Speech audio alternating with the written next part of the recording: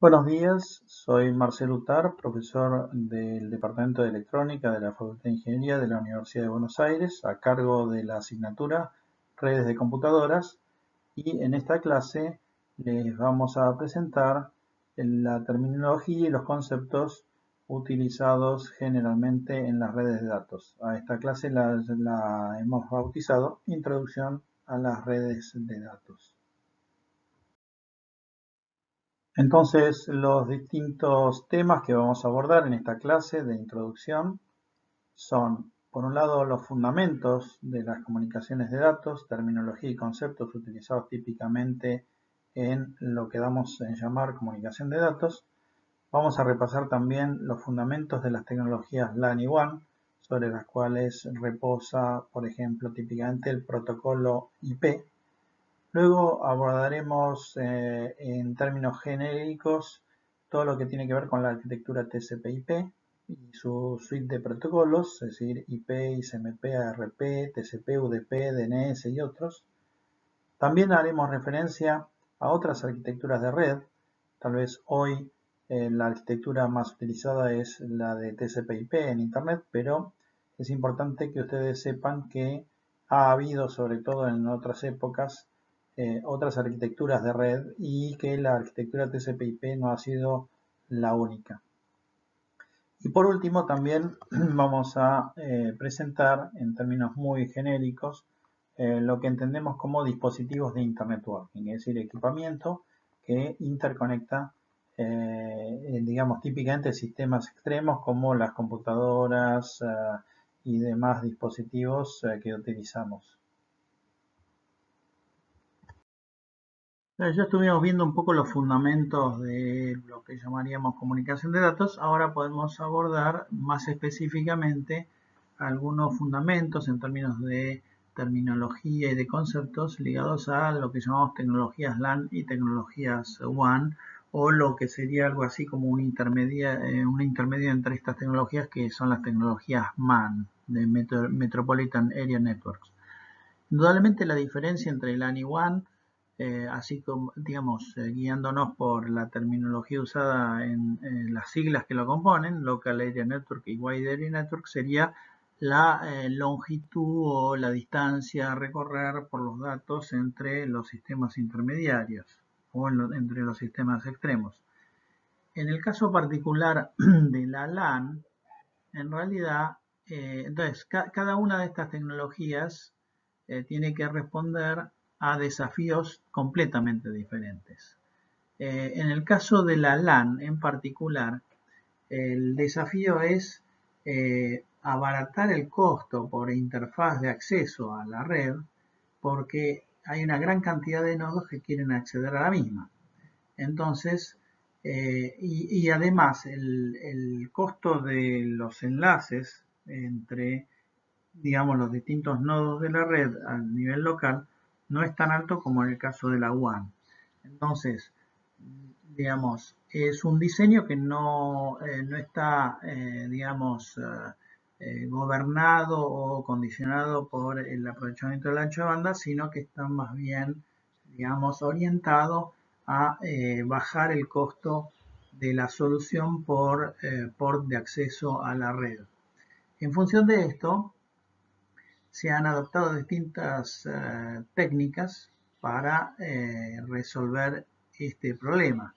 Entonces, en el corto, es importante identificar en corta y mediana distancia el bit error rate es bajo, entonces no se hacen controles fuertes de errores, el costo por ancho de banda es bajo, es decir que entonces se pueden tener por un lado mayor bitrate y por el otro se puede desperdiciar ancho de banda, por ejemplo tener digamos un porcentaje importante del tiempo donde el canal no es utilizado.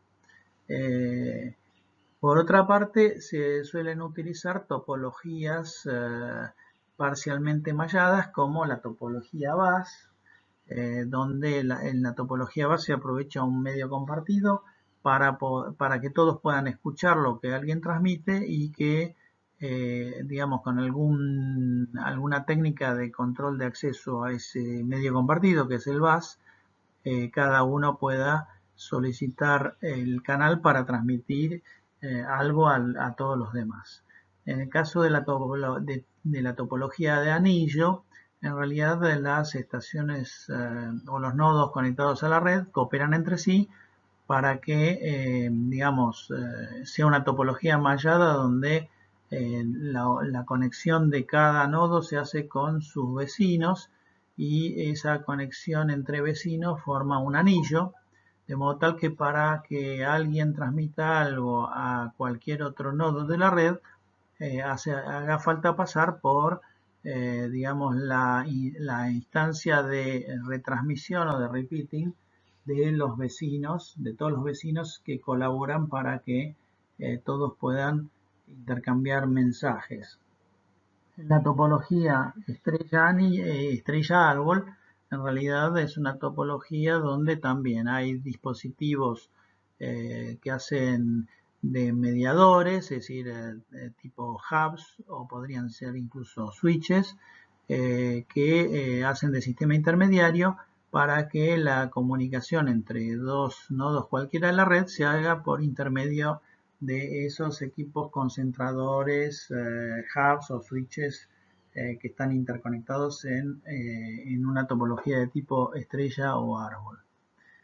Generalmente, entonces, en las tecnologías LAN se utiliza multiplexado STDM y conmutación de paquetes o tramas.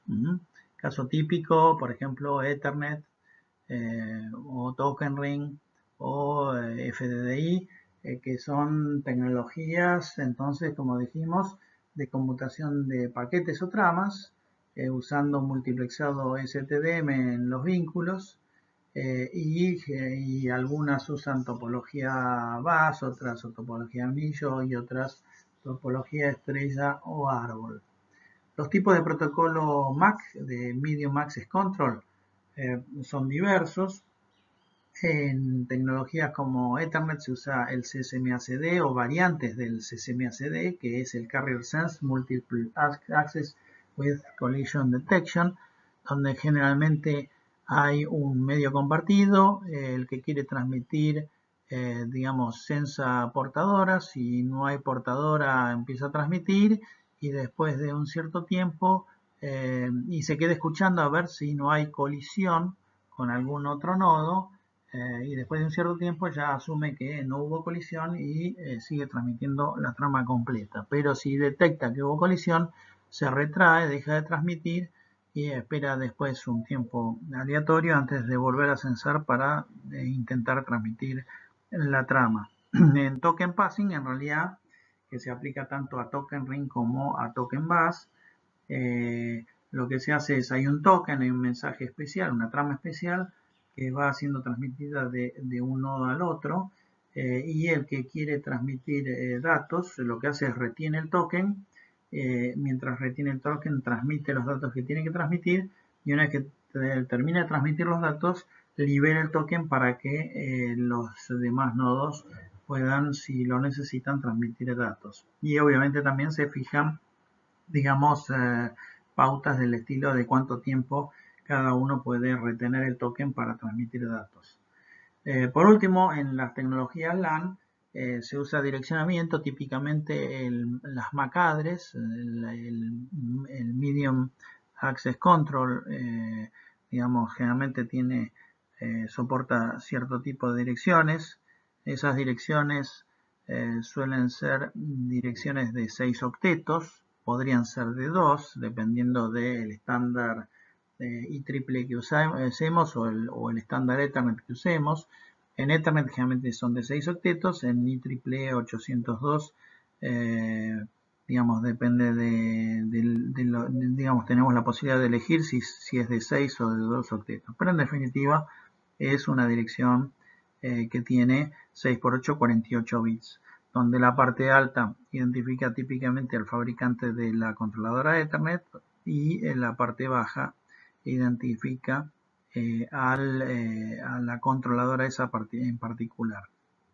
Y de esa manera la MAC address tiende a ser única, repetida, para evitar los conflictos de direcciones de controladoras. De todos modos, la mayoría de los drivers de las controladoras Mac, sean Ethernet u otras, soportan la posibilidad de cambiar la MAC address y poner otras MAC address.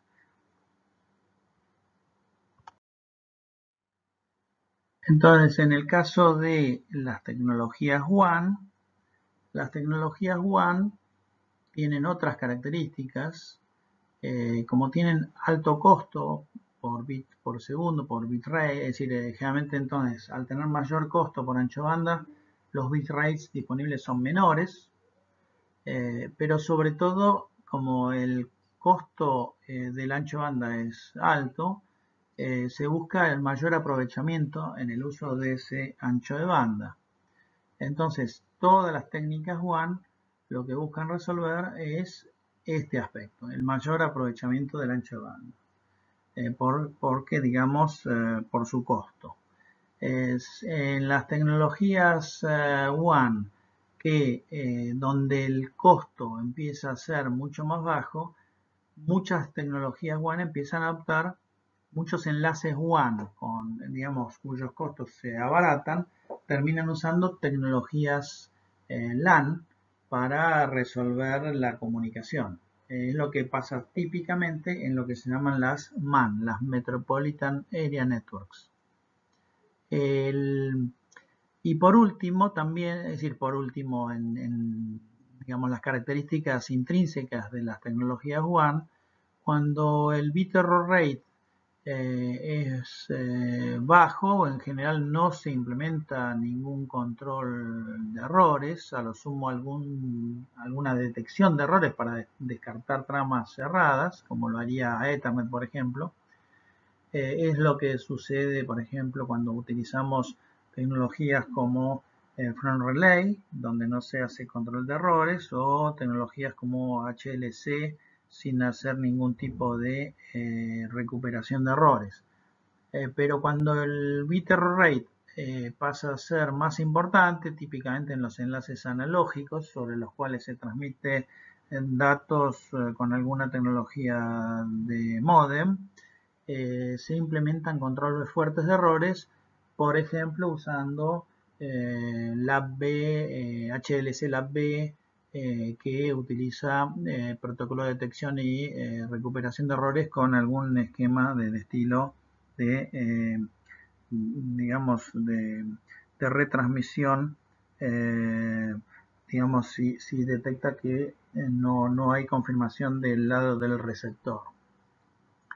Entonces, en los casos de WAN, no solo se busca aprovechar el ancho de banda, sino que además, como el costo, digamos, de las interfaces termina resultando alto, generalmente son pocos accesos. Es decir, o dicho de otra manera, como generalmente son técnicas utilizadas para transmisión a través de mucho menor cantidad de ports que las de las LAN, generalmente lo que no se busca es abaratar el costo por port de estas soluciones de comunicación. Por lo general, la topología utilizada en las tecnologías WAN es o punto a punto o mallada. No se utilizan, digamos, en casi ningún caso topologías parcialmente malladas como por ejemplo la topología VAS o la topología anillo. Sí se podría utilizar topologías de tipo árbol o estrella o topologías parcialmente malladas que buscan una redundancia mínima para poder hacer frente a la falla de un enlace. El multiplexado que típicamente se puede utilizar en las tecnologías WAN es el STDM, por ejemplo el que se podría utilizar en enlaces Front Relay o en enlaces HLC, digamos, con o sin recuperación de errores, pero también se podría utilizar algún multiplexado TDM, como podría ser, por ejemplo, en las tecnologías ISDN de banda angosta, en ISDN-BRI e ISDN-PRI, si bien estas ya son tecnologías que prácticamente hoy se han dejado de utilizar. La conmutación Entonces, en las tecnologías WAN que se utiliza es o conmutación de circuitos o conmutación de paquetes.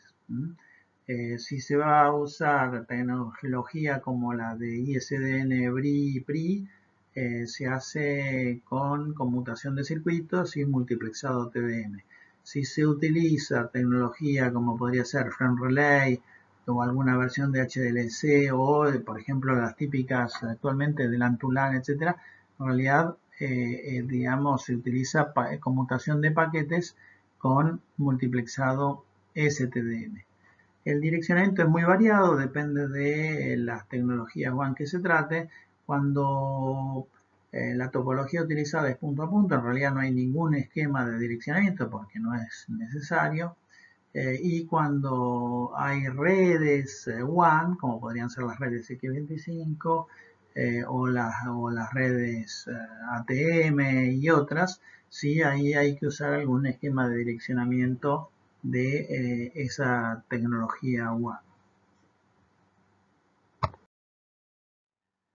Entonces vale la pena repasar un poco cuáles son algunos ejemplos típicos de tecnologías LAN.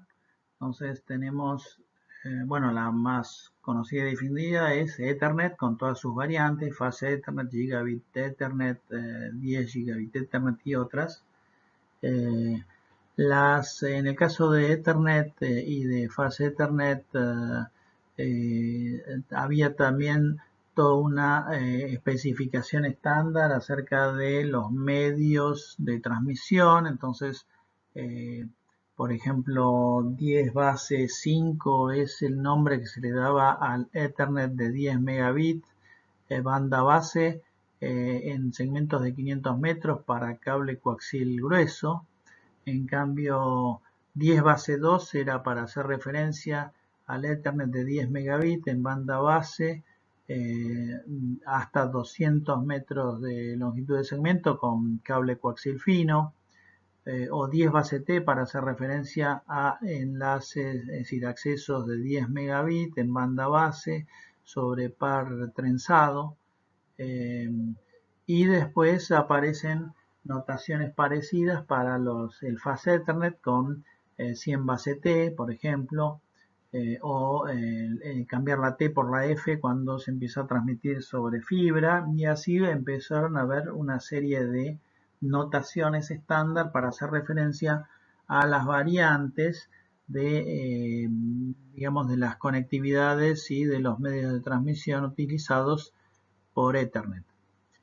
En el caso de Ethernet, fase Ethernet, Gigabit, etcétera, también es importante distinguir o identificar que hay, conviviendo en la misma red Ethernet, pueden haber conviviendo dos formatos de trama. Uno es el formato Ethernet 2 y otro es el formato IEEE 802.3. En este caso, digamos, las dos pueden convivir, pero, por ejemplo, lo típicamente utilizado es que a la hora de transmitir IP sobre Ethernet, se encapsula IP sobre Ethernet 2. Y el IEEE 802.3 se utiliza para otros tipos de protocolo. Por ejemplo, típicamente el Spanning Tree puede trabajar generalmente sobre 802.3 y si ustedes quieren transmitir otros protocolos, incluso el IP sobre 802.3, tienen que usar arriba de 802.3, tienen que usar LLC, es decir, IEEE 802.2, y arriba de LLC SNAP, que es Subnetwork Adaptation Protocol. Obviamente, si quieren tener mayor precisión sobre estas variantes, lo mejor es buscar bibliografía al respecto, pero acá, digamos, nuestra intención es simplemente enumerar cuáles son las distintas tecnologías y recordar un poco sus características. Entonces, en todos los casos Ethernet, con sus variantes de Ethernet, Fast Ethernet, Gigabit Ethernet, recordemos, es una tecnología LAN que usa conmutación de tramas, es decir, es una conmutación de paquetes, donde la PDU en realidad es la trama y por ende es más apropiado hablar de conmutación de tramas. Y multiplexado STDM en todos los vínculos. Después hay otras tecnologías LAN como Token Ring, identificado por el IEEE como 802.5, y Token Ring trabaja con topología anillo y con token passing para arbitrar el acceso al medio compartido. Token Ring es una tecnología que había sido originalmente propuesta por IBM y que hoy prácticamente se usa muy poco.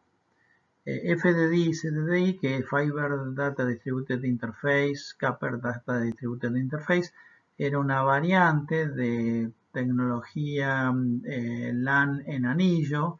Entonces trabaja en topología de anillo, trabaja con STDM, con conmutación de paquetes o tramas, pero bueno, FDDI fue rápidamente desplazada por Fast Ethernet, porque FDDI había nacido años después de Ethernet y unos años antes de Fast Ethernet, y permitía trabajar a 100 megabits por segundo, que era una tasa bastante mayor que la de Ethernet. Pero en cuanto salió el Fast Ethernet, y ni que hablar del Gigabit Ethernet, el FDDI quedó totalmente obsoleto. El LAN switching, entonces, después más adelante lo veremos, pero es básicamente convertir la tecnología utilizada en los sistemas intermediarios para que en vez de hacer repeating se haga switching o bridging, y de esa manera permitir mayor tráfico agregado en la red, adaptación de velocidades, etc.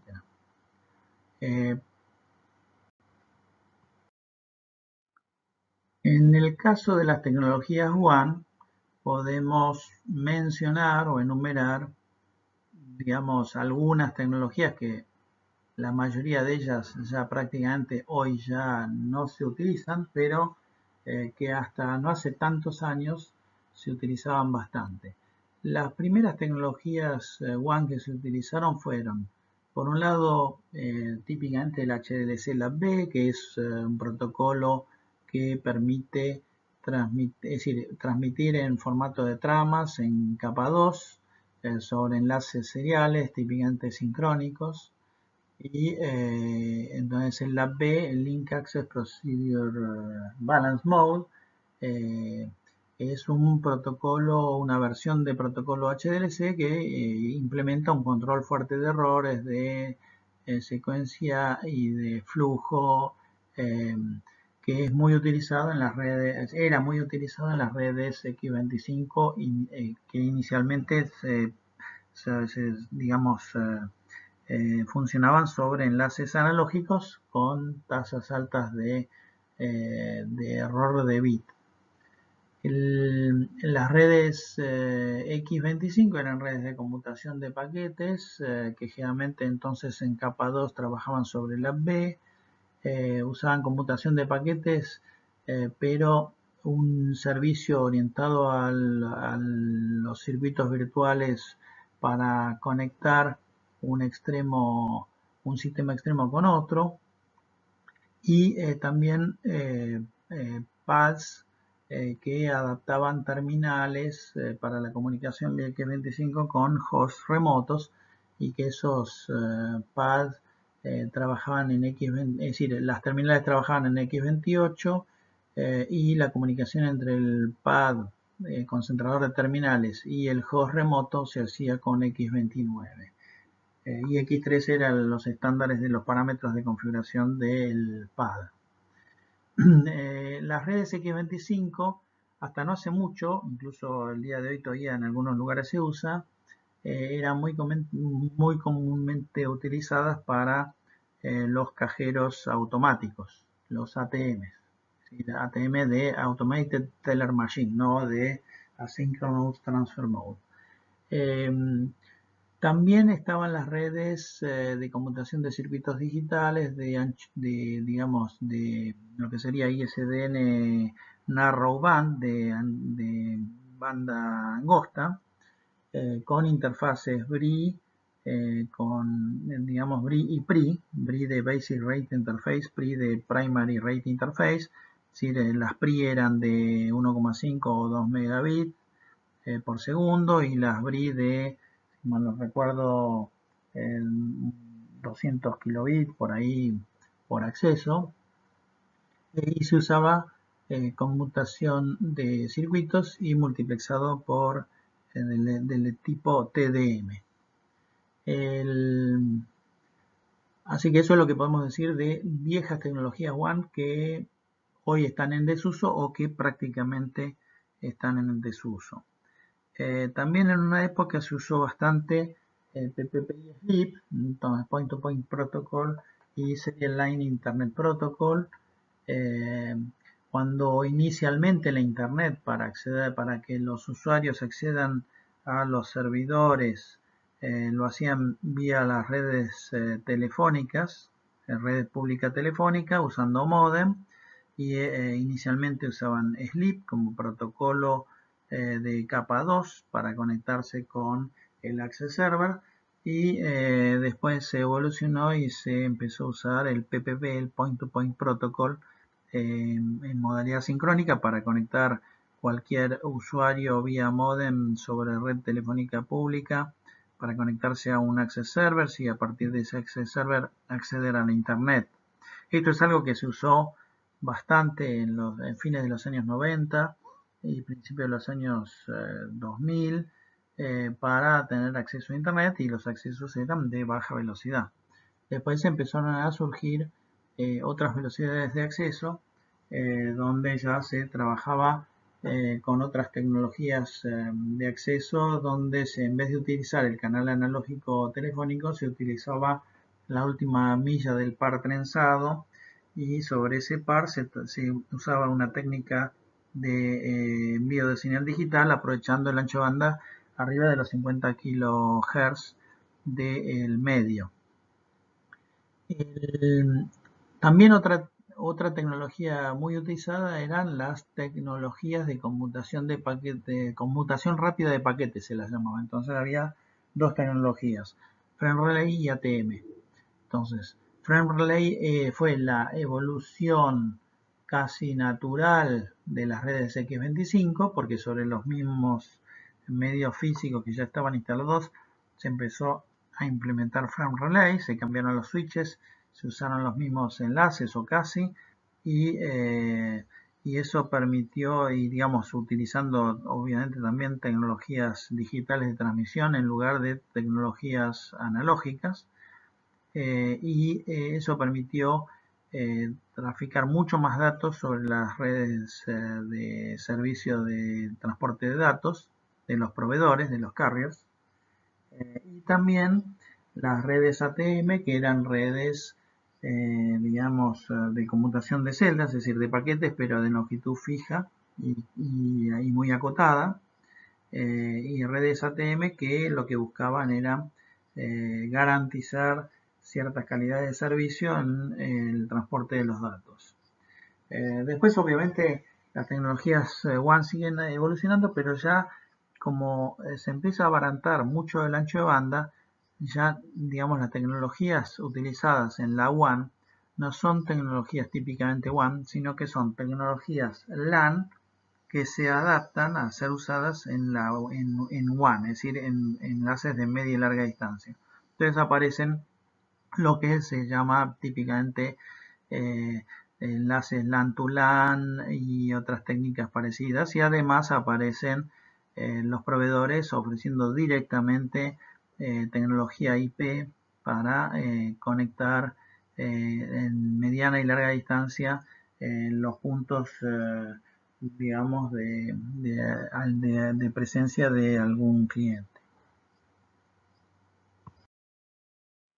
Esto es ya a esta altura un poco anacrónico, pero simplemente para hacer referencia, cuando teníamos las interfaces para las típicas tecnologías WAN, digamos, al ser en tecnologías seriales sincrónicas o incluso a veces asincrónicas, en función de la velocidad a la que se trabajaba, se tenían distintos tipos de interfaces de conectividad física. Entonces, estaban las interfaces RS232C, cuyo equivalente en I2 era B24, B28, o las I2 B35, es decir, de las B35 muy usadas para velocidades un poco mayores que las típicamente soportadas por RS232. Por ejemplo, las RS449 y otras que después surgieron más adelante, pero en definitiva esto hace referencia a interfaces para poder conectarse a enlaces o redes WAN, digamos, por decirlo así, tecnologías que se usaron hasta no hace muchos años, pero que prácticamente ya hoy se están cayendo en desuso porque todas las interfaces de las soluciones WAN hoy usan interfaces LAN, típicamente interfaz Ethernet, fase Ethernet, Gigabit Ethernet. Entonces ahora vamos a abordar un poco lo que en términos generales hablamos o llamamos arquitectura TCP/IP. Bueno, les recuerdo, antes de seguir avanzando, les recuerdo la diferencia entre modelo y arquitectura. El modelo es la especificación de las capas, de la cantidad de capas, de los nombres de las capas, y la especificación de las funciones a implementar en cada capa. La arquitectura tiene siempre un modelo asociado, pero además, digamos, lo que hace es especificar protocolos para cada una de las capas del modelo adoptado. Entonces, una vez recordado estos dos conceptos, modelo y arquitectura, vamos a hablar en este capítulo del modelo DARPA. El modelo DARPA es el modelo típicamente utilizado por TCP/IP. Vamos a comparar también el modelo DARPA con el modelo OSI de ISO. Y vamos a ver muy por encima cuál es la protocol suite de TCP/IP, es decir, cuál es el conjunto de protocolos propuestos por la arquitectura TCP/IP. Entonces, como les decía, el modelo propuesto, digamos, por TCP/IP es un modelo que podríamos decir tiene dos o tres nombres. Algunos hablan de modelo DARPA, por Defense Advanced Research Project Agency, que es la agencia del Departamento de Defensa que, digamos, creó la ARPANET y que junto con la NSFNet crearon al fusionarse la Internet. Otros hablan del modelo DoD por Department of Defense, es decir, el Departamento de Defensa es el que dentro del DoD estaba la agencia DARPA y que había creado la ARPANET. Y algunos otros también hablan de modelo TCP/IP, simplemente en alusión a sus dos protocolos más importantes que son el TCP y el IP. Entonces, el modelo de la arquitectura TCP/IP es un modelo que divide la solución de comunicaciones en cuatro capas. Esas cuatro capas son llamadas Network, Internetwork, Transmission y Application. Las dos capas de más abajo, la Network y la Internetwork, se utilizan, son las que típicamente implementan los sistemas intermediarios. Los sistemas intermediarios, digamos, si intervienen solo en la capa Network, serían típicamente switches o bridges. Si intervienen en la capa Network e Internetwork, serían típicamente routers o gateways IP. En la capa de transmisión, las entidades dialogan directamente de extremo a extremo, por lo general, y en la capa de aplicación lo mismo. La arquitectura TCP/IP entonces no solo define el modelo DARPA como un modelo de cuatro capas con estos nombres, sino que además propone un conjunto de protocolos, por eso llamado a veces TCP/IP Protocol Suite. Los protocolos típicamente propuestos por esta arquitectura TCP/IP son en la capa de Internetwork, el Internetwork Protocol, el IP. Ahí en esa misma capa propone ARP e ICMP, que vamos a poder ver más adelante. En la capa de transmisión proponen típicamente el UDP y el TCP, User Data Protocol y Transmission Control Protocol. Y en la capa de aplicación proponen el DNS, el Domain Name System, Telnet, FTP y otros. Para entender un poco qué funciones propone implementar el modelo DARPA en cada una de sus capas, lo más fácil es comparar el modelo DARPA con el modelo OSI, el OSI Reference Model de ISO. Entonces, el modelo DARPA propone en la capa de más abajo, que ellos llaman Network, propone implementar las funciones que típicamente se proponen implementar en las capas Physical y Data Link Layer del OSI Reference Model. Es decir, todo lo que son especificaciones mecánicas, eléctricas, funcionales y todo lo que es framing y otras especificaciones propias de las capas 1 y 2 de OSI. La capa Internetwork del modelo DARPA, en esta capa se propone prácticamente implementar lo mismo que en la capa Network de OSI. Es decir, hay que poder interconectar redes heterogéneas, hay que resolver el problema del direccionamiento lógico, del ruteo y de la adaptación de MTUs, por ejemplo, con fragmentación y reensamblado. En la capa de transmisión, el modelo DARPA propone implementar funciones que equivalen o que son equivalentes a las propuestas por la ISO en el modelo OSI en la capa de transporte y algunas funciones propuestas en la capa de sesión. Por último, el modelo DARPA propone en la capa de aplicación implementar todas las funcionalidades que se corresponden básicamente con las mismas funcionalidades que en el modelo OSI corresponden a la capa de aplicación, de presentación y de sesión. Entonces, cuando comparamos estos dos modelos, no solo nos permite saber cuáles son las funciones que se propone implementar en cada capa el modelo DARPA en relación a lo que ya habíamos visto antes de las funciones de cada capa de OSI, sino que además vamos viendo que la notación, la terminología no es exactamente igual. Entonces, como estamos en el ámbito académico, es importante que sepamos utilizar correctamente el vocabulario. En el mercado, por lo general, en el mercado de trabajo, en gente que trabaja en redes, es muy común decir, no, este es un protocolo de capa 3, pero no es lo mismo la capa 3 de OSI que la capa 3 de DARPA. Entonces, obviamente, en general, cuando alguien dice esto es un protocolo de capa 3, se está refiriendo a la capa 3 de OSI, a pesar que tal vez está hablando del protocolo IP, que sería la capa 2 de ARPA. Pero bueno, estas son cosas que fueron evolucionando y en el uso vulgar de la terminología, se permiten, pero que en lo académico hay que tener mucho cuidado en el abuso de la terminología. O por ejemplo, cuando alguien dice, no, esto es de capa de red, hay que ver porque para DARPA la capa de red es la capa más baja. En cambio para OSI la capa de red es la capa, 3, donde justamente se está haciendo el Internetworking.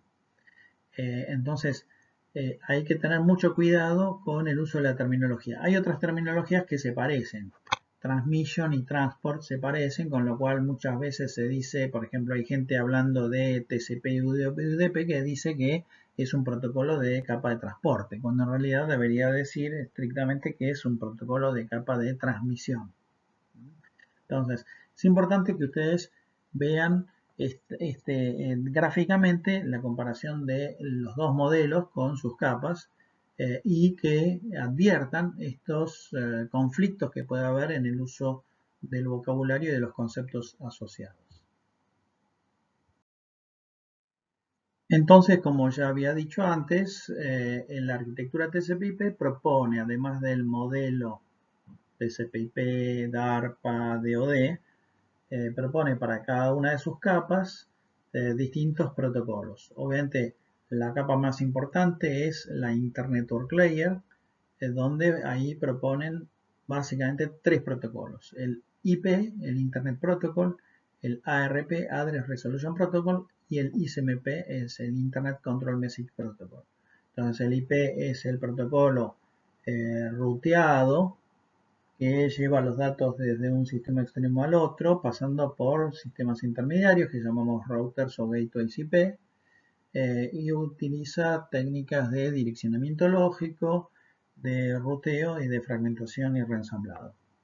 El ARP, el Address Resolution Protocol, es un protocolo que resuelve la asociación entre la MAC address y la IP address de un nodo para poder saber cuando tenemos una trama, es decir, un paquete o datagrama IP dirigido a una determinada IP y lo encapsulamos en una trama MAC, a qué MAC enviar esa trama, sobre todo cuando es, digamos, un direct delivery, es decir, que el paquete IP va dirigido directamente al end system al cual va dirigido con esa determinada IP y va encapsulado en una trama MAC dirigida a la trama MAC de ese nodo en particular.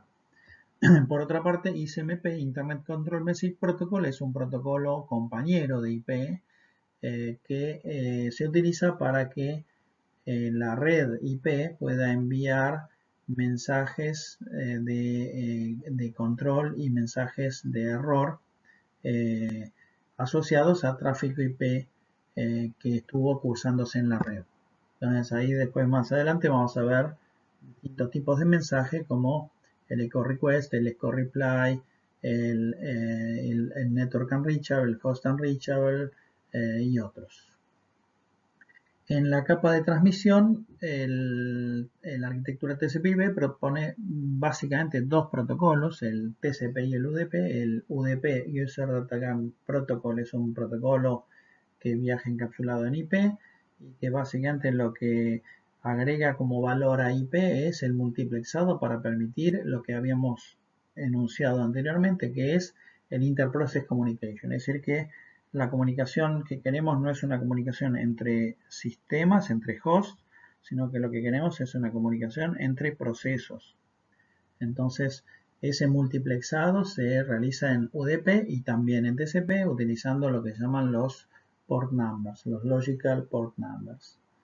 En el caso de UDP es lo único que hace. En el caso de TCP, además del multiplexado con los números de ports para poder permitir el Interprocess Communication, el TCP implementa mecanismos de control, de detección de errores, de control de errores mediante retransmisión, usando técnicas de ventana deslizante.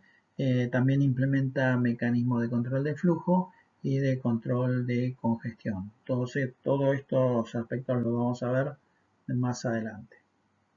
En la capa de aplicación, la arquitectura TCP/IP propone una gran cantidad de protocolos.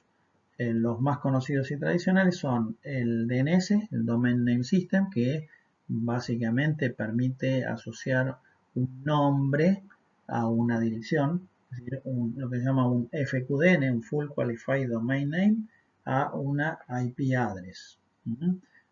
Cuando abordemos el tema específico de DNS, vamos a ver que en realidad el DNS es toda una solución bastante compleja, pero muy útil, que justamente resuelve esta necesidad de convertir un nombre en un número o viceversa, convertir un número en un nombre. Después, bueno, muchas otras aplicaciones como el Telnet para emulación de terminal para acceso remoto a un sistema, el File Transfer Protocol, FTP, para transferir archivos sobre una red IP, el SMTP, el Simple Message Transfer Protocol, para enviar, digamos, mensajes de correo electrónico desde un sistema a otro. El SNMP, el Simple Network Management Protocol, para poder hacer gestión, es decir, management de los dispositivos y de los sistemas que están distribuidos en una red IP. El HTTP, el Hypertext Transport Protocol, para transmitir mensajes, digamos, en formato multimedia, con hipertexto, etcétera, como el que ya conocemos en los servicios web, y muchos otros protocolos que se proponen en la capa de aplicación. Entonces, esto es simplemente para repasar las siglas y digamos, qué significa cada sigla.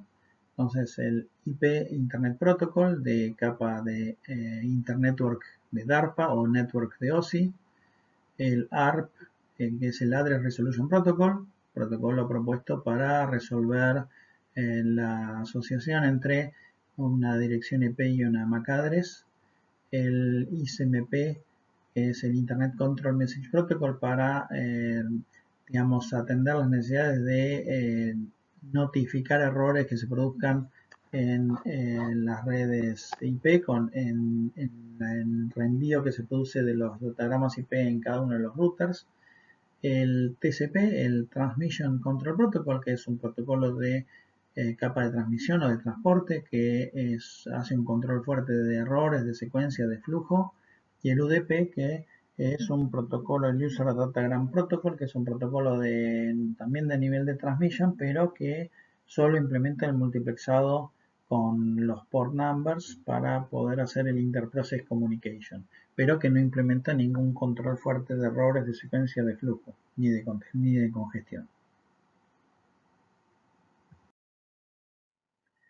Entonces, este es el protocolo principal de la arquitectura TCP/IP, el Internet Protocol. Es, como dije antes, un protocolo que la arquitectura TCP/IP propone para la capa de Internetwork. Recuerden que la capa de Internetwork lo que busca resolver como función es la conectividad entre redes heterogéneas. Entonces, las redes, no todas las tecnologías LAN y WAN usan un esquema uniforme, único de direccionamiento, con lo cual lo primero que hay que hacer en esta capa es resolver el direccionamiento lógico de cada uno de los sistemas extremos, incluso de los sistemas intermediarios también, para poder gestionarlos. Entonces, IP lo primero que propone es un esquema global de direcciones. Vamos a ver más adelante, cuando abordemos este tema en particular, que es un sistema basado en el concepto de que la dirección está asociada a la interfaz y no al nodo. Así que si un nodo, sea un end system o un intermediate system, tiene más de un port o más de una interfaz, en realidad tiene a priori una dirección por cada una de esas interfaces, y por ende, digamos, hay que ver bien cuando genera tráfico ese nodo, con qué dirección lo hace. Esto es una clara diferencia respecto de otras arquitecturas como OSI, donde el protocolo de capa de red o de interred utiliza una dirección por nodo. Entonces, que quede claro, en Internet Protocol las direcciones son números que identifican unívocamente en toda la red a una interfaz. Si un nodo tiene más de una interfaz, tendrá tantas direcciones IP como interfaces IP activas tenga. Otra funcionalidad que tiene que resolver en esta capa de Internetworking es la diferencia de MTUs entre los enlaces o en las subredes o redes a atravesar. Entonces, para poder hacer frente a los distintos MTUs, el protocolo IP lo que propone es un mecanismo de fragmentación y reensamblado. Vamos a ver más adelante que la fragmentación se produce en el nodo de origen, en el host de origen, en alguno de los sistemas intermediarios, y el reensamblado se produce solo en el sistema extremo, en el host destino del datagrama IP. Y por último, la funcionalidad también requerida para esta capa es la de, para poder interconectar justamente sistemas y enlaces y redes heterogéneas, es el encaminamiento de los datos o de los paquetes o de los datagramas IP, que esto es resuelto por el mecanismo de routing. Entonces, para no confundirlo con los routing protocols, se dice que IP es un protocolo ruteado. Es decir, el mecanismo de routing lo que hace es rutea los datagramas IP. Pero el mecanismo de routing obviamente es un mecanismo propio de IP. El mecanismo de routing se implementa no solo en los routers, sino también en los end systems, en los hosts. Es decir, lo primero que tiene que hacer un host cuando va a enviar un datagrama es saber a quién se lo envía. Es decir, si el destino está en la propia red local o a través de cuál próximo salto tiene que llegar, digamos, a ese destino. Entonces vamos a ver que las tablas de ruteo existen no solo en los routers, sino también en los hosts, que aunque esos hosts tengan una sola interfaz por la que despachar y recibir datagramas IP. Entonces, recordemos, las tres funcionalidades principales de IP son direccionamiento, fragmentación reensamblado y routing.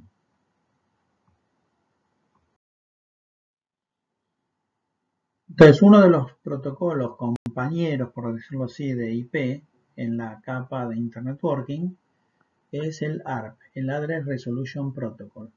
El ARP básicamente lo que permite es, dado una dirección IP, permite conocer o descubrir cuál es la MAC address asociada a esa dirección IP.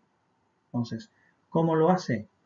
Quien necesita saber la asociación MAC-IP, lo que hace es envía un mensaje ARP, digamos, usando un broadcast en capa 2, con el pedido de resolución ARP. En el pedido indica cuál es la dirección IP destino. Cuando el destino recibe el pedido, contesta enviando una respuesta que es un unicast, y en esa respuesta, en ese ARP response, especifica la MAC address asociada a la IP, digamos, digamos, de la cual se pretendía saber la MAC.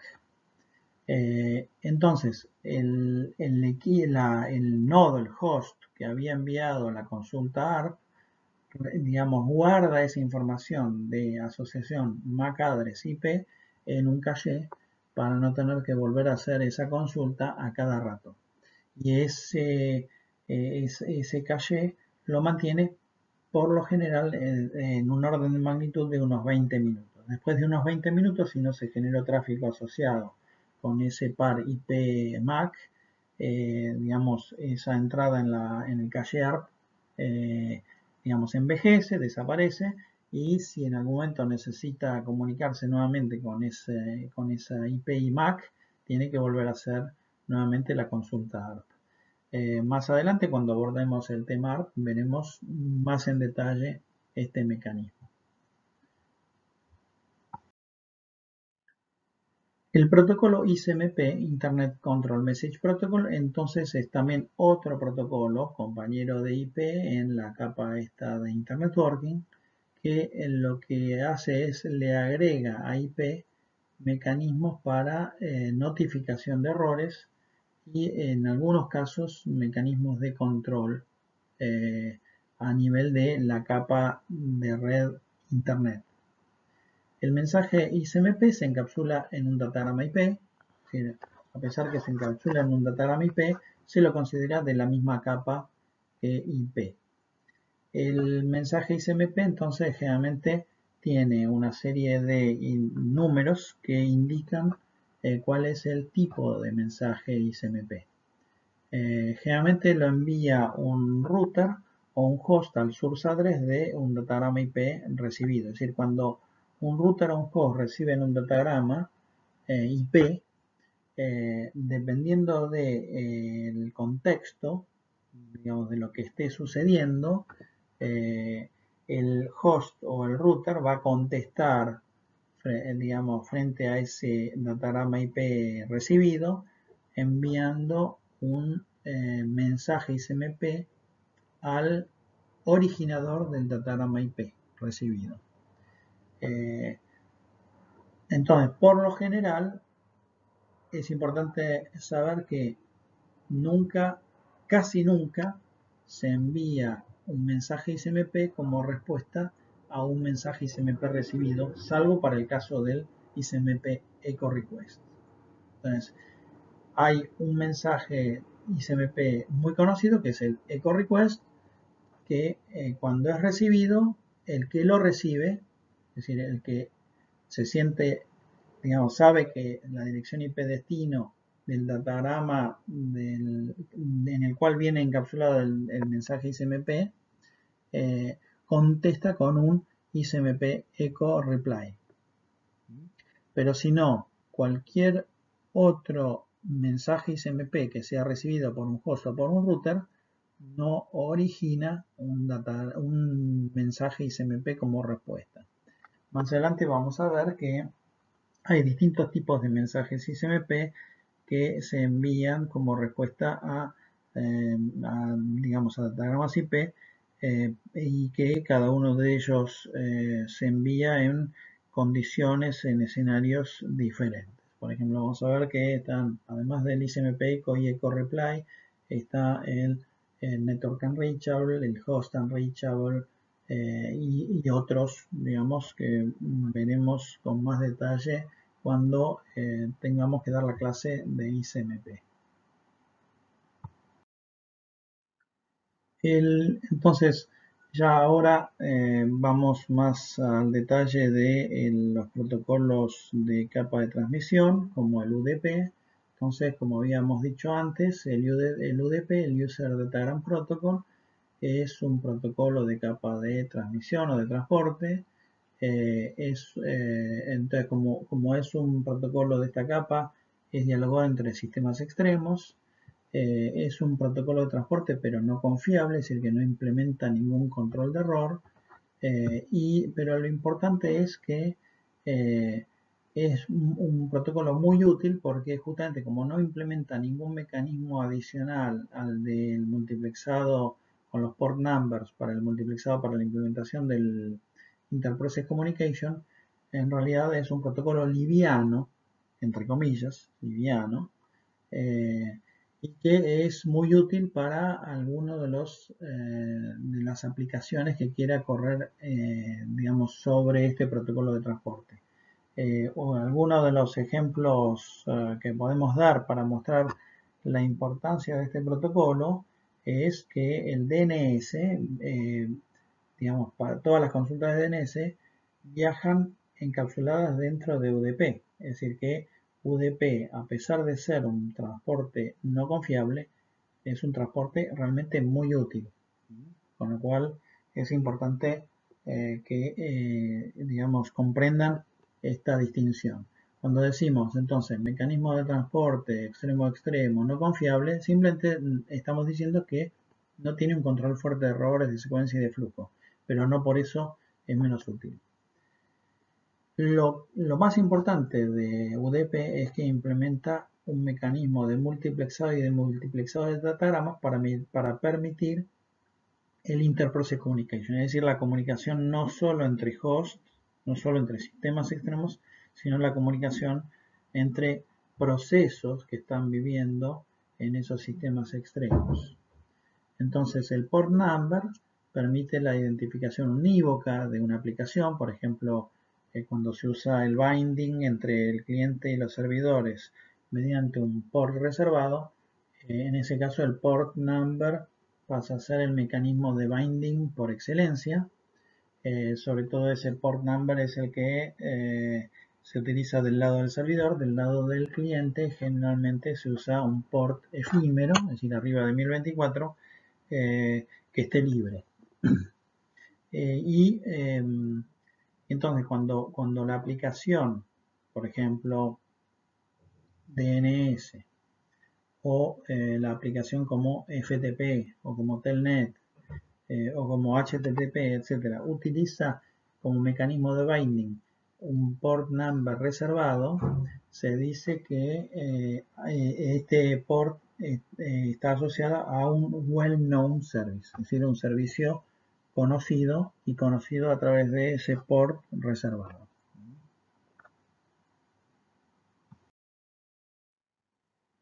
Por otra parte, el otro protocolo utilizado en la capa de transmission o de transporte es el TCP, el Transmission Control Protocol.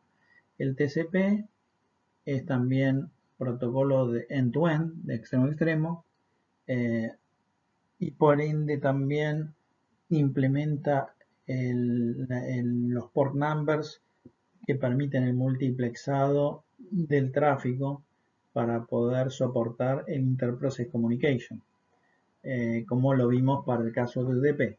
Pero además de esta prestación, de esta funcionalidad, el TCP agrega un control fuerte de errores, control de secuencia, control de flujo y control de congestión.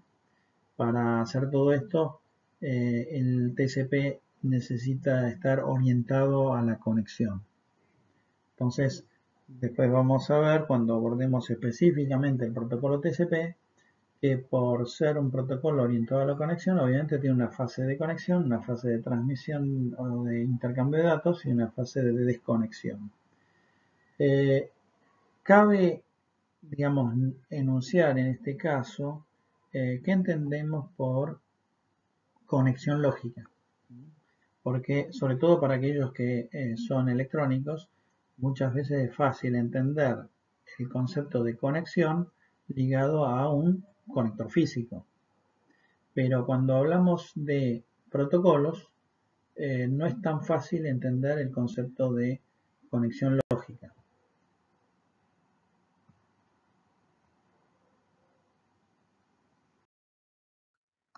Entonces, para entender mejor esto del protocolo TCP orientado a conexión, es importante que entiendan a qué nos referimos con un protocolo orientado a la conexión. Es decir, un protocolo orientado a la conexión es un protocolo cuya interacción actual depende de la interacción pasada.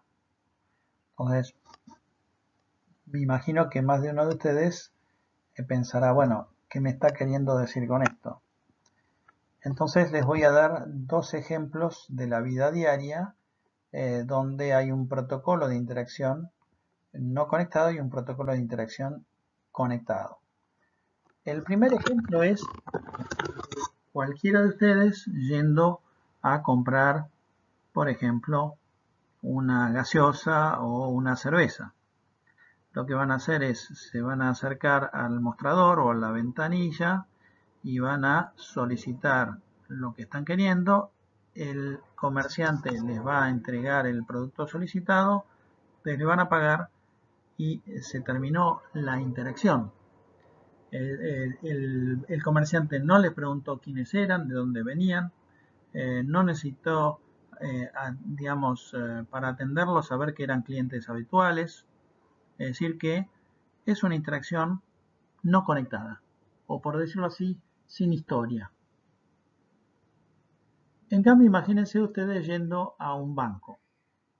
Cuando ustedes van al banco y se acercan a la ventanilla, el cajero les pregunta algo. ¿Qué les pregunta? El número de cuenta con el que van a operar. Es decir, ese número de cuenta está refiriendo a una interacción pasada, a una historia. Ustedes, para poder depositar o retirar fondos, tienen que hacer referencia a un número que de alguna manera describe que hay una conexión lógica entre ustedes y el banco. A esto llamamos conexión lógica. Podría darles muchos otros ejemplos de la vida común, diaria, donde nuestras interacciones son conectadas o no conectadas. Pero creo que con estos dos ejemplos, ustedes ya tienen una idea más clara de la diferencia entre una interacción no conectada y una interacción conectada. Los protocolos de comunicaciones no son muy diferentes porque son entidades que dialogan intercambiando mensajes. Entonces, ¿por qué TCP necesita ser orientado a la conexión? Porque tiene que recordar lo que puedo haber intercambiado como mensaje previamente. ¿Por qué? Porque si el TCP va a controlar, por ejemplo, secuencia, tiene que saber si el mensaje actual que recibe está en orden respecto de los mensajes anteriores. Es decir que, por ejemplo, para establecer un control de secuencia, sí o sí hay que establecer una interacción orientada a la conexión. Y como toda interacción debe tener un comienzo, tiene que haber una fase inicial en la cual las entidades que dialogan se ponen de acuerdo para comenzar a interactuar. Eso es lo que llamamos el establecimiento de la conexión. En términos académicos, esas entidades son lo que llamamos autómatas finitos. Intercambian mensajes y esos mensajes intercambiados los hacen evolucionar de un estado a otro. Esos estados tienen que ser claramente conocidos porque si no puede ocurrir que alguna de las entidades en algún intercambio evolucionen a un estado desconocido del cual tal vez no puedan salir jamás y haya que reiniciar la entidad para que, digamos, la interacción pueda desarrollarse normalmente. Entonces, ¿por qué TCP necesita ser un protocolo orientado a la conexión? Porque TCP hace control de secuencia, porque TCP hace, digamos, control de errores con un ARQ Sliding Window, porque TCP hace control de flujo, porque TCP hace control de congestión. Es decir, el ARQ Sliding Window siempre requiere que el protocolo que lo implemente sea orientado a la conexión. No así el ARQ Stop and Wait. En el ARQ Stop and Wait podría obviarse la necesidad de establecer, digamos, un comienzo de la comunicación para poder sincronizar las variables de estado de las entidades que dialogan, de los autómatas finitos. Entonces, espero haber sido claro con esto. El TCP está orientado a la conexión porque las funcionalidades que implementan así lo requieren. El UDP no está orientado a la conexión porque no implementa ninguna funcionalidad que requiera recordar cuáles fueron las interacciones pasadas para saber cómo tratar la interacción presente.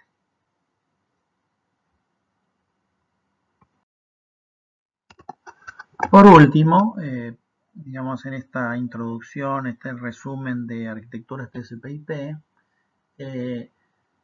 vamos a ver que para el binding entre los clientes y los servidores a las aplicaciones que corren en esta arquitectura TCP/IP, el mecanismo de binding, de ligado entre esos clientes y esos servidores, se suele hacer a través de lo que llaman los ports reservados. Entonces, ¿cuáles son los well-known services y cuáles son los reserved ports más conocidos?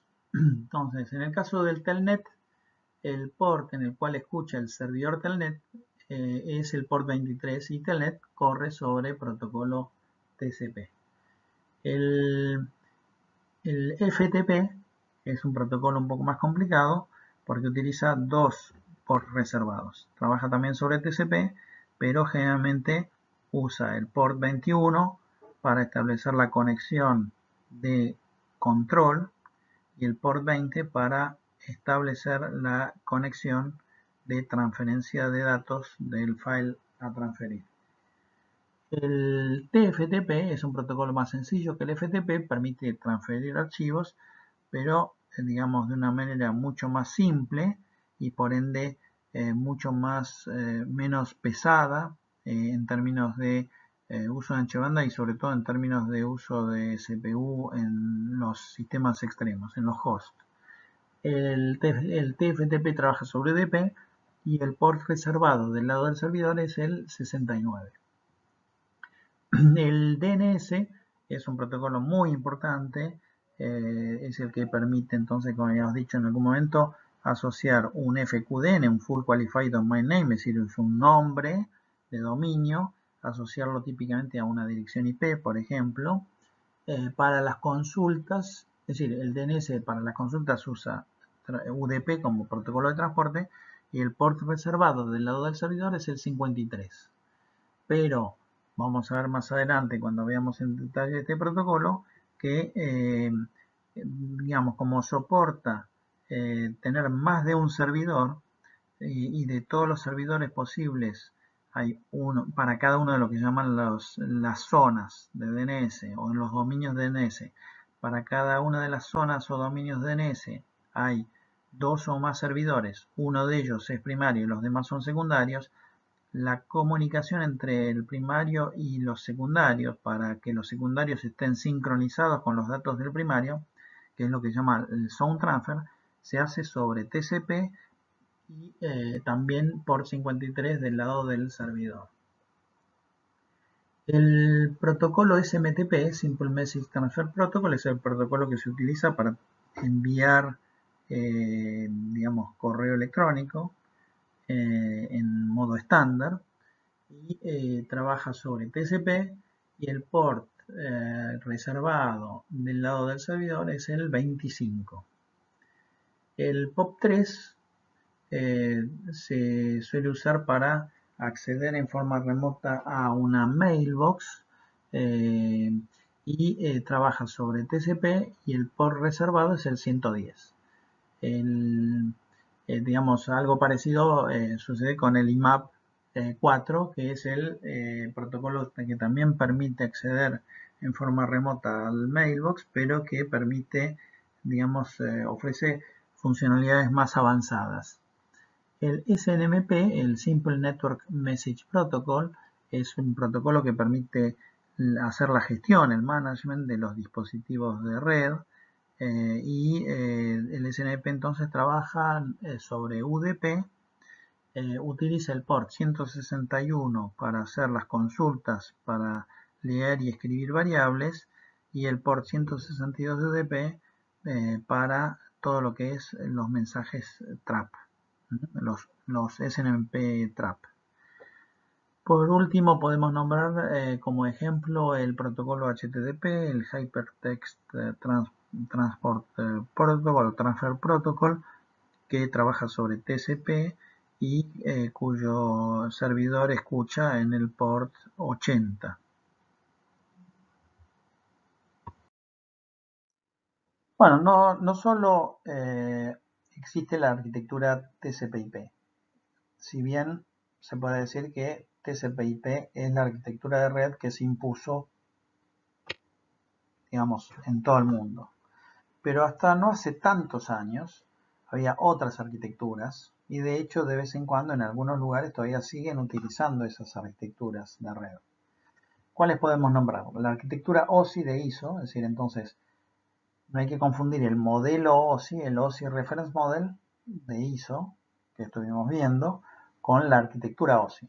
En la arquitectura OSI, ISO propone una serie de protocolos para cada una de las capas, de las 7 capas del modelo OSI.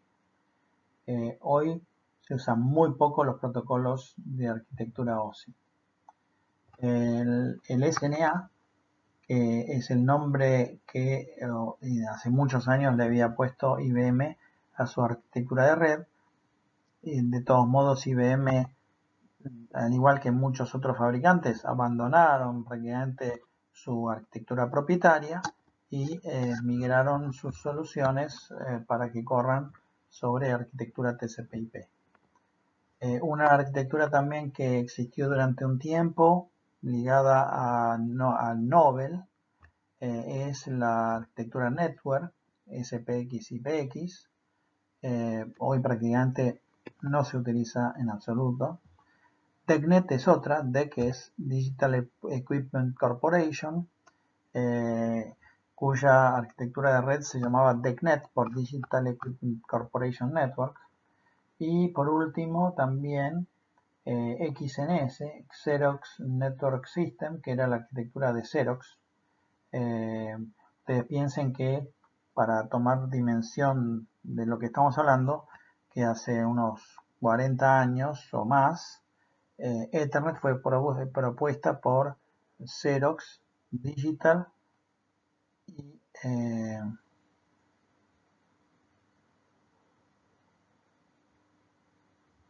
no me acuerdo, me falta un tercer fabricante, con lo cual eran, digamos, empresas muy innovadoras en tecnología que han aportado mucho a la evolución tecnológica de todo lo que tiene que ver con comunicación de datos y redes. Entonces hemos estado hablando de protocolos, hemos estado hablando de tecnologías LAN, tecnologías WAN. También es importante tener bien tipificados los dispositivos de Internet Networking. En términos generales se puede decir que todos los dispositivos de Internet Networking se los puede denominar sistemas intermediarios, pero en función de cuál es la prestación funcional que tiene cada uno de esos dispositivos, hay distintas terminologías en el mercado que se usan para tener claro esa prestación. Esto equivale un poco a como si en otras industrias, como la del transporte, ya está bien tipificado lo que es un auto, un camión, una camioneta, un colectivo, una ambulancia, es decir, en función, son todos vehículos de transporte, sin embargo está tipificado con algún nombre en particular cuál es la prestación específica de ese vehículo. En este caso está tipificado con cierta terminología cuál es la prestación de ciertos sistemas intermediarios o dispositivos de Internet Networking. Están por un lado los repeaters o hubs, están los bridges y los LAN switches, están los routers, están las gateways y los proxies. Entonces vamos a ver rápidamente cuáles son las diferencias entre estos sistemas de Internet Networking. En el caso de los repeaters y de los repeaters y los hubs lo que hacen es, trabajan en capa 1, en capa física, en capa 1 del modelo OSI. El repeater generalmente es un dispositivo físico que tiene dos ports y sirve para poder extender el alcance de una red. Generalmente recibe por un port, decodifica, vuelve a codificar y transmite por el otro port. Pero, digamos, no almacena lo que está recibiendo, sino que a medida que lo va recibiendo lo retransmite. Por eso se habla de repeat. Esta característica hace que si de un lado hay una red con un medio compartido como Ethernet y del otro lado hay otra red con un medio compartido como Ethernet, si se produce una colisión de un lado, es decir, si hay dos máquinas de un lado y del otro del repeater que transmiten a la vez, se va a producir una colisión y el repeater no va a evitar esa colisión. Y la diferencia entre un repeater y un hub es que generalmente el hub es un equipo concentrador para poder, digamos, conectar gran cantidad de dispositivos a la red, utilizando, por ejemplo, típicamente medios de transmisión como el par trenzado o la fibra óptica o incluso el cable coaxial. Vamos a ver también que en el caso de los repeaters y los hubs, estos dispositivos pueden adaptar distintos medios. Puede, por ejemplo, recibir una señal digital Ethernet, por ejemplo, sobre cable coaxial y retransmitirla sobre fibra óptica, o recibir una señal digital Ethernet sobre fibra óptica y retransmitirla sobre un par trenzado. Lo que no va a poder hacer es evitar colisiones ni adaptar velocidades. Siempre va a recibir a una velocidad y va a tener que retransmitir forzosamente a la misma velocidad. Los bridges y los LAN switches son dispositivos que trabajan entonces más bien en capa 2. Es decir, el Internetworking, el forwarding, lo hacen en la capa 2. Entonces estos dispositivos lo que hacen es reciben por un port, decodifican, digamos, reciben y almacenan toda la trama de capa 2 y después esa trama la reenvían y la recodifican por otro port. Es decir que, a diferencia del repeater, en este caso se recibe toda la PDU, toda la trama de capa 2 y una vez que se recibió se reenvía. Es decir, este mecanismo se lo llama Store and Forward. Es decir, se almacena y se reenvía. Ese Store and Forward es el que permite que, por un lado, se adapten velocidades. Por ejemplo, yo puedo recibir a 10 megabits y retransmitir a 256 kilobits. Entonces, esto fue uno de los primeros mecanismos que se usó para hacer bridging y establecer comunicación LAN to LAN a través de un enlace WAN de baja velocidad. Lo que se hacía es, se recibía, digamos, la trama MAC a 10 megabits. Una vez que se decodificaba y se tenía almacenada la trama MAC, se encapsulaba la trama MAC en una trama HDLC, por ejemplo, y se enviaba por un enlace WAN a 256 kilobits por segundo. Del otro lado se recibía por un enlace WAN a 256 kilobits por segundo, se desencapsulaba la trama MAC de adentro del payload de la trama HDLC y esa trama MAC se enviaba por en la otra LAN, digamos, a 10 megabits. Entonces ahí vemos que el bridging, al hacer el store and forward, permite la adaptación de velocidades. Además, si por ejemplo tuviésemos LAN switching, ¿qué significa LAN switching? El LAN switch es como un hub, pero que hace bridging. ¿tá? Tiene muchas puertas, tiene muchos nodos, cada uno conectado por ejemplo, por un enlace de dos pares trenzados, dos pares UTP. Entonces, si yo quiero recibir, digamos, una trama por un port y reenviarla por el otro, lo que puedo hacer es la recibo, la almaceno y la retransmito. Entonces eso ya de por sí permite que el switch tenga distintas velocidades, ports de 10 MB, ports de 100 MB, ports de 1 GB. Por otra parte, al hacer el store and forward, puedo, digamos, tener un tráfico agregado en ese dispositivo mucho mayor que el de capacidad del canal. Si, por ejemplo, en el hub, si yo tengo n ports de 10 MB en un hub, el tráfico agregado nunca va a poder superar los 10 MB, la capacidad del canal de cada uno de los ports. Pero si yo tengo un switch, por más que todos los ports sean de 10 MB, yo podría tener que, si el bus interno del switch lo permite, podría tener un tráfico agregado equivalente a n veces los 10 MB, donde n es la cantidad de ports. Es decir que el switching a nivel de LAN no solo permite adaptar velocidades, también permite, digamos, soporta mucho más tráfico agregado que la tecnología de repeating de los hubs.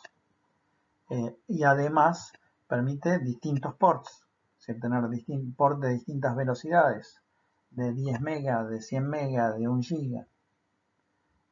Y obviamente podríamos tener, aprovechando que tenemos las tramas almacenadas en memoria, podríamos aplicar algunos procedimientos de control, de filtrado, etcétera, que vamos a ver más adelante cuando veamos más en detalle todo lo que es LAN switching.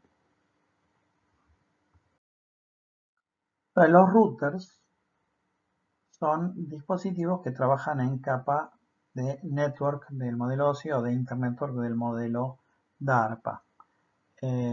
Entonces, por trabajar en esta capa, lo que permiten es no solo hacer todo lo que hace, por ejemplo, el LAN switch, es decir, permite evitar colisiones, permite adaptar velocidades, permite, digamos, un tráfico agregado mucho mayor que el de la capacidad de cada uno de los ports, pero en el caso del LAN switching, el esquema de direccionamiento tiene que ser uniforme, todos los equipos tienen que usar MAC address, y si yo quiero ahora adaptar enlaces y redes heterogéneas, por ejemplo, redes MAC con redes LAN, o sea, con MAC address, con enlaces WAN y, digamos, gran heterogeneidad en cuanto a, digamos, a formatos de PDUs, direccionamiento y MTU, tengo que usar routers. ¿Por qué? Porque los routers van a implementar la adaptación, es decir, el internetworking heterogéneo, implementando direccionamiento lógico, implementando fragmentación y reensamblado para adaptar los distintos MTUs e implementando el ruteo para poder elegir distintos caminos. Así que lo importante para retener acá es que los routers típicamente trabajan en capa 3 del modelo OSI, en capa de red. Por último, las gateways y proxies son dispositivos de Internet Networking que hacen el forwarding en la capa superior del modelo, de la arquitectura, típicamente en la capa de aplicación. Entonces, ¿para qué pueden servir estos dispositivos? Entonces, cuando se los llama proxies, estos dispositivos se usan fundamentalmente para hacer caché, es decir, que cuando, por ejemplo, un usuario de un lado del proxy solicita información, el proxy va del otro lado, consigue esa información, le contesta al usuario que la requirió, pero además guarda esa información en un caché para que si otro usuario, digamos, solicita la misma información, no haga falta ir a buscar la información al servidor correspondiente, sino que le entregue la información a ese usuario en base a lo que tiene en el caché. Esta es típicamente la solución de proxy. Y la solución de gateway es una solución que también trabaja en capa, digamos, de aplicación, y es una gateway por cada uno de los protocolos aplicativos que puede haber, y sirve sobre todo para interconectar redes de arquitecturas disímiles. Esto fue muy común en la época en la cual en las redes corporativas tenían que convivir la red de arquitectura SNA con la red de arquitectura TCP/IP. Entonces, un usuario tal vez tenía su computadora en una red TCP/IP, pero quería utilizar, digamos, y acceder a la aplicación que estaba corriendo en el mainframe. Pero el mainframe estaba conectado a la red SNA y no a la red TCP/IP. Entonces se ponía una gateway, una SNA gateway, en el medio, conectada de un lado a la red SNA y del otro a la red TCP/IP, y esa gateway, digamos, es la que vinculaba la aplicación que estaba corriendo en el sistema del usuario con la aplicación servidora que estaba corriendo en el mainframe. Y a eso se lo llamaba gateway. Obviamente, dependiendo de cada aplicación, las gateways pueden tener características diferentes. Pero lo importante para saber es que además del dispositivo que hace de gateway, hace falta tener una gateway por cada una de las aplicaciones que queremos tener corriendo entre esas dos redes de arquitectura disímil. Con esto hemos visto, digamos, hemos recorrido bastante la terminología y los conceptos que queríamos repasar antes de comenzar a abordar los temas específicos de la asignatura redes de computadoras.